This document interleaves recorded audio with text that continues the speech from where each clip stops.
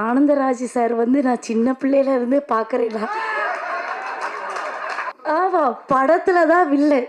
நிஜத்துல அவர் வந்து ஒரு குழந்தம்மா. பேசுகிற இடத்த வந்து ஒரு வைப் கிரியேட் பண்ணுறதுக்கு சில பேருக்கு நிறைய ப்ரிப்பரேஷன்ஸ் தேவைப்படும். நிறைய நோட்ஸ் எல்லாம் எடுத்துகிட்டு வந்து நிறைய சொல்லி அதுக்கப்புறம் தான் அந்த இடத்த வந்து வைப்பாக கிரியேட் பண்ண முடியும். ஆனால் இப்போ நான் கூப்பிட போடுறவங்க ஐயா அப்படின்னு சொல்லிட்டாலே போதும், அந்த இடத்த வந்து ஒரு பெரிய வைப்ரேஷனுக்கு வந்து கொண்டு வந்துடுவாங்க. சில பேர் பேசுகிறத மட்டும்தான் பேச விட்டு இன்னும் கொஞ்சம் நேரம் பேசுங்களே அப்படின்னு சொல்லிட்டு நம்மளால் ரசிக்க முடியும். ஸோ அந்த அளவுக்கு ரசனை உள்ள அக்கா தீபா அக்கா வாங்க.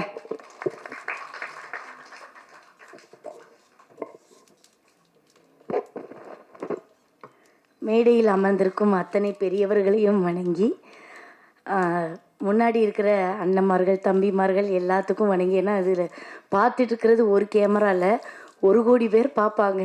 அதில் தைரியமாக பேசிட்டு ஒரு பிள்ளை உட்காந்துருக்காளா, எனக்கு ரொம்ப சந்தோஷமாக இருக்குது. அதே மாதிரி ஆனந்தராஜ் சார் வந்து நான் சின்ன பிள்ளையில இருந்து பார்க்குறேன். நானும்மா சின்ன பிள்ளையிலேருந்து பார்த்தேம்மா. அவருக்கு வளைவியா இப்போ நான் அடிச்சிருக்கிறது.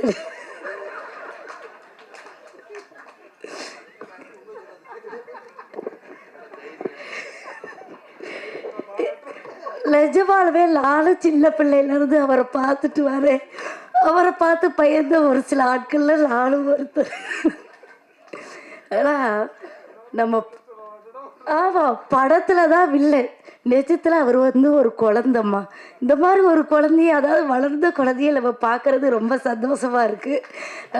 அப்படி ஒரு குழந்தை உள்ளம் கொண்ட அண்ணன் அவர்களுக்கு நன்றி.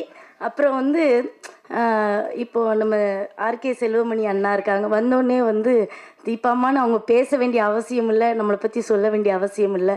அந்த பெருந்தன்மை இருக்குல்ல, உண்மையில அந்த காலத்தில் இருக்கிற அத்துணை ஆர்டிஸ்ட்டுகளுக்கும் அந்த ஒரு இது ஒன்று. அவங்ககிட்ட இருந்து தான் அந்த பணிவெல்லாம் நம்ம கற்றுக்கணும். அம்மாவாக இருக்கட்டும், அம்மாலாம் வந்து அக்கா அம்மாலாம் அடி பண்ணுவோம். அது சின்ன பிள்ளைகளுக்கு தான் அம்மா. கரெக்டு தாங்க. அதனால் அக்காவுக்கு உண்மையிலே சொல்கிறேன், அவங்க வந்து ஒருத்தங்களை என்கரேஜ் பண்ணுறதுலையே இருக்கட்டும். இன்றைக்கி வந்து ட்ரெண்டிங் யாருன்னா அக்கா தான். ஏன்னா வந்து அவங்கள நம்ம ஒரு மாறுபட்ட கோணத்தில் இன்றைக்கி நம்ம பார்க்குறோம். நிறைய பேருக்கு நிறைய விஷயங்களை சொல்லி கொடுக்குறதுல அவங்கள அடிச்சுக்க ஆளவே கிடையாது.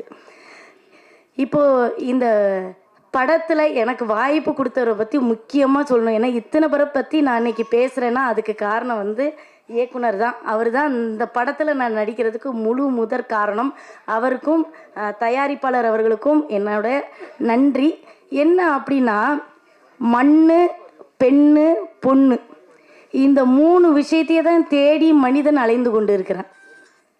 இந்த மண்ணை அடையும் பொழுது பெருமை அடைகிறான், பொண்ணு அடையணும்னு பேராசைப்படுறான்.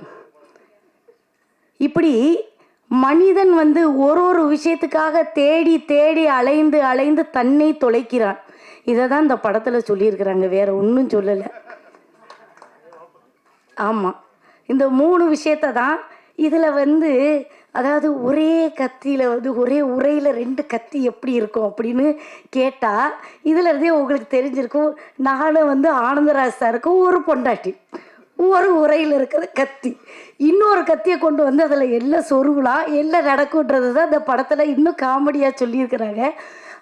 நான் நடித்ததை பற்றி சொல்லும்போது ஊரில் விளையாட்டாக கிராமத்தில் சொல்லுவாங்க, அதாவது ஒருத்தனுக்கு 2 பொண்டாட்டி. ஒருத்தி நேராக ஓடி வந்து எலியை போட்டான், இன்னொருத்தி சோத்தை போட்டான், இன்னொருத்துக்கு திருப்பி வந்து ஒருத்தி குழம்பு ஊற்றுனா, இன்னொருத்தி சாப்பிடுங்க மாமான்னு கூட்ட வச்சான். இப்போ மனுஷன் சாப்பாட்டை பிசையணும்ல, பிசையும் போது ஒருத்தி கையை பிடிச்சிட்டான். நான் வந்து முதல் பொண்டாட்டி, உனக்கு நான் குழம்பு ஊற்றினேன், இக்குழம்பை மட்டும்தான் திங்கணுங்கிறான். இன்னொருத்தி நான் முதல் பொண்டாட்டி, உனக்கு சோறு போட்டேன், நீ சோறை மட்டும்தான் திங்கணுங்கிறா. இப்போ 2ஐயும் போட்டு எப்படி பிசைய முடியும்? ஒன்றும் பண்ண முடியாது. கடைசியில் 2 பேரும் கோவப்பட்டு நாய்க்கு கொண்டு போய் போட்டாள். அதனால் 2 வச்சிக்கும் போது ஜாக்கிரதையாக இருக்கணும். முதல்ல நல்லா தான் இருக்கும், போக போக தான் அது கத்தி கழுத்தை இருக்குதா எல்லாம் ஏதுங்கிறது தெரியும். அதே மாதிரி கருத்துக்கள் நம்ம நிறைய சொல்லுவோம். நான் அன்றைக்கி போன தடவை பாட்டு படிக்கும்போது மறந்துட்டேன், அது ஒப்பிச்சுட்டு தான் நான் உட்காருவேன். எல்லாம் வந்து நான் வந்து ஒரு ஸ்டூடெண்ட்டு, அதனால் நீங்கள் எல்லோரும் தவறாக எடுத்துக்கிறாமல் அந்த பாட்டை இன்னொரு படம் நான் தெளிவாக பாடிட்டு மனசார உட்காந்துக்கிறேன். அதாவது கருங்காலி கட்டைக்கு நானா கோடாலி, இருங்கதலி தண்டுக்கு நானும் பெருங்காணி காரெருமை மேய்க்கின்ற காளைக்கு நான் தோற்றேன், ஈர் இரவும் துஞ்சாது என் கண். இதான் ஔவை பிராட்டியவருடைய பாடல். அந்த பாடலை வந்து போன தடவை மறந்துச்சு. எனக்கு ராத்திரி எல்லாம் தூக்கம் வரல. ஒரு 1000 வாட்டி இதை படிச்சிருப்பேன். இப்போ கரெக்டாக ஒப்பிச்சிட்டெல்லாம் இதுக்கு நீங்கள் கை தட்டியிருக்கணும். ஆமாம், அது ரொம்ப சந்தோஷமாக இருக்குது. அந்த பாட்டை நான் மறந்துட்டேன். அதனால் இந்த தடவை சொன்னேன். உண்மையிலே நான் வந்து ரொம்ப பெருமைப்படுறேன். ஏன்னா இங்கே இருக்கிற எல்லாருமே என்னை பற்றி நிறைய எழுதுறதுனால தான் எனக்கு நிறைய படங்கள் வருது. அதுக்கு வந்து முதல்ல இங்கே முன்னாடி இருக்கிற என்னோட சகோதர சகோதரிகளுக்கு வந்து ரொம்ப நன்றி, ரொம்ப நன்றி. இந்த படத்தில் எனக்கு வாய்ப்பு கொடுத்த எல்லாருக்குமே ரொம்ப நன்றி. முக்கியமாக ஒன்று சொல்லணும், தைரியமாக ஒரு விஷயத்த பேசாத பேசல, வீட்டில் தான் உட்காந்துருப்பேன். நான் வந்து ஒரு அக்காவாக மேடையில் சொல்கிறேன். கோவம் வருதா மனசுக்குள்ளே வச்சுக்க, ரூமில் வச்சு எல்லா வேணாலும் திட்டிக்க, பப்ளிக்கில் சொல்லலை வச்சுக்க, படம் கிடைப்பது கடினமாக இருக்கும். அதனால் சில விஷயங்கள் எல்லாம் வந்து உள்ளுக்குள்ளே பேசிட்டு வெளியில் வந்து நம்ம நல்ல பிள்ளை வர நடிச்சுட்டு போயிடுறேன். இப்போ தீபாக்கா நடிக்கிறேன்ல, அதே மாதிரி நடிச்சுட்டு அந்த அக்கா நல்லா அக்கா அப்படின்னு ஒரு பேரை வாங்கிட்டு உட்கார மாதிரி உட்காந்துக்க. ஆனால் உண்மையிலே உன்ன மாதிரி நேர்மையான பிள்ளைகளே நான் வந்து கையெடுத்து கும்பிடுறேம்மா. ரொம்ப தைரியமான ஸ்பீச். அதுக்காகவே உனக்கு நான் மறுபடியும் வாழ்த்து சொல்கிறேன். ரொம்ப நன்றி நன்றி நன்றி.